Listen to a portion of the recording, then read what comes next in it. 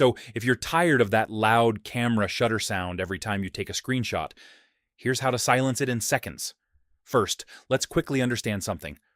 On iPhone, the screenshot sound is tied to your silent mode.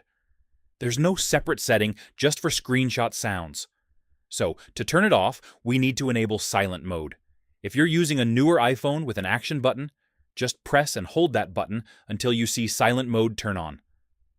Now try taking a screenshot by pressing the side button and volume up. And you'll notice there's no sound. If you're using an older iPhone, you'll have a ring/silent switch on the side. Simply flip the switch down until you see the orange indicator. That means your iPhone is now in silent mode. Again, take a screenshot, and the sound will be gone.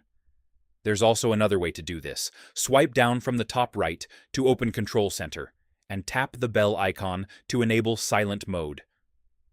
Once silent, mode is on. All screenshot sounds will be muted. One quick tip: this will also mute notifications and call sounds, not just screenshots. So if you still want sounds for calls, you'll need to turn silent mode back off later. And that's it. That's the easiest way to turn off screenshot sound on your iPhone.